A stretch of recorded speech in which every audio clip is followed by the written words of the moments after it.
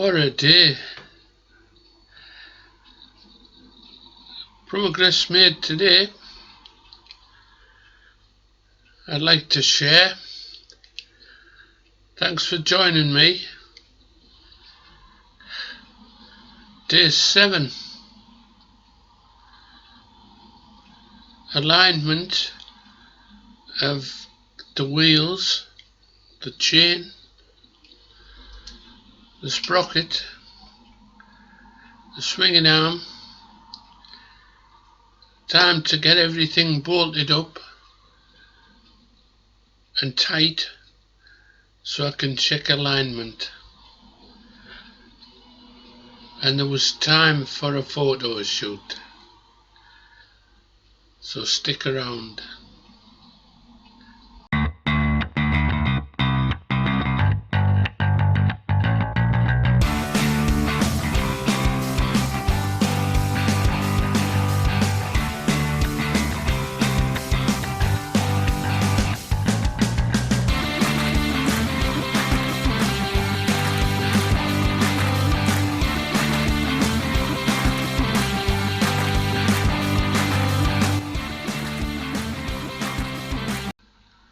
At first glance,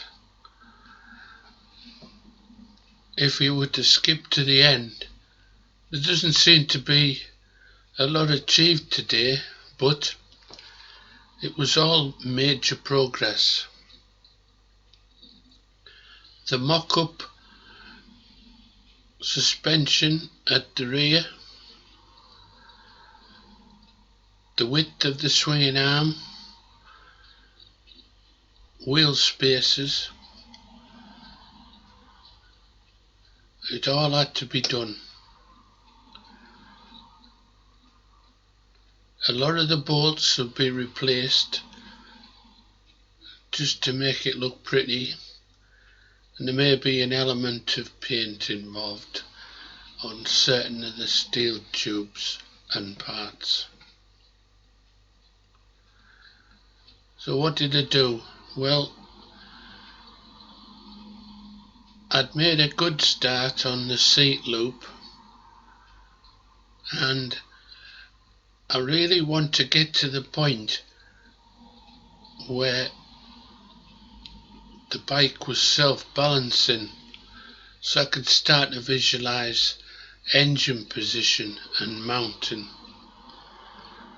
But that was a long way off because I had nothing bolted solid in the swinging arm and that area. So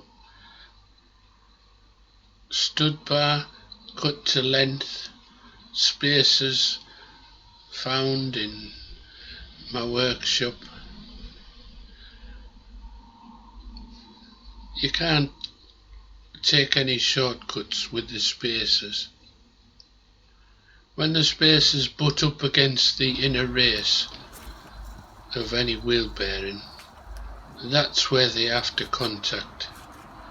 It's no good if they touch the shield or the outer race, because you're going to have problems with the wheel. So suitable spacers, top hat variety if you can, so that the larger size goes against the corresponding part, i.e. the swinging arm, and the smaller part goes against the inner race of each wheel bearing. Check that the wheel was central. We're off to a good start. Neutral arrived, holes drilled in the pseudo shockers, top and bottom mounts sourced in place, still to be replaced when the final assembly is complete.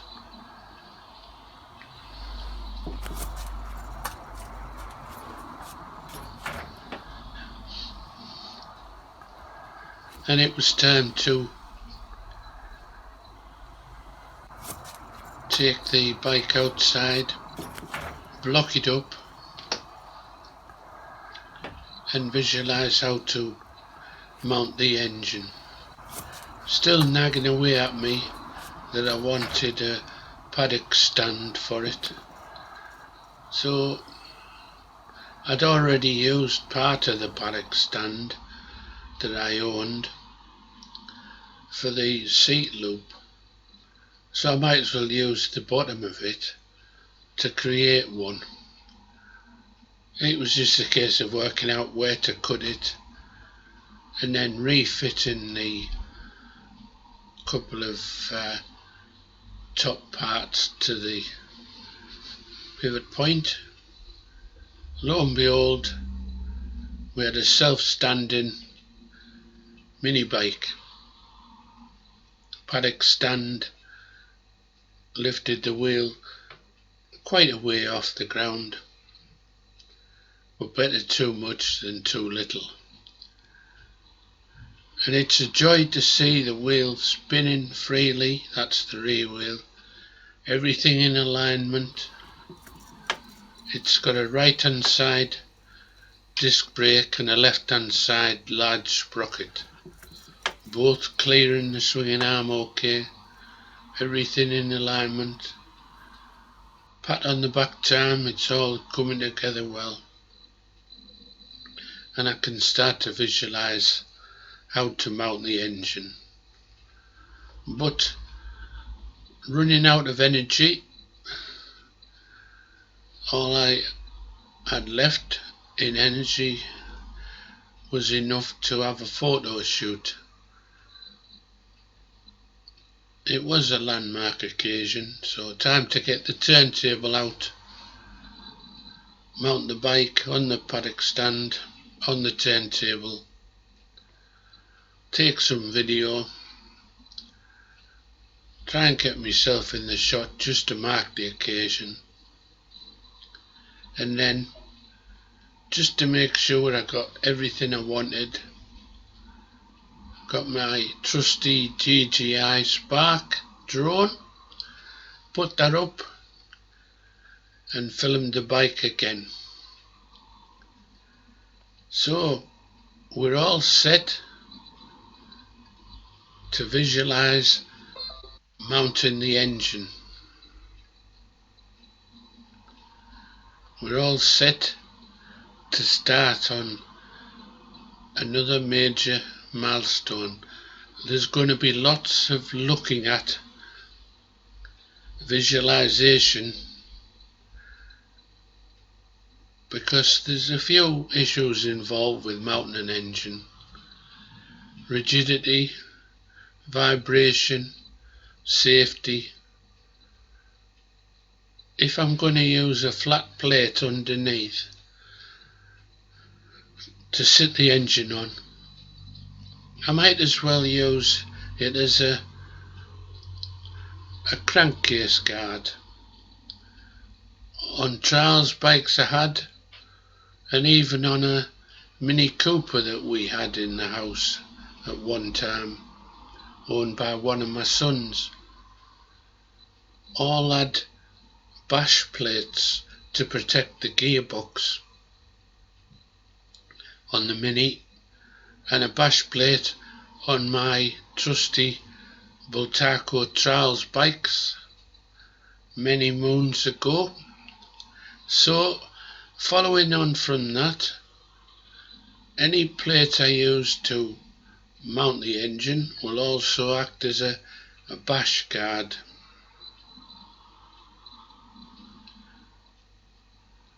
So I think I'll set the video going of looking at today's progress, and thank you again for joining me. Hope you enjoy the progress. See you again soon.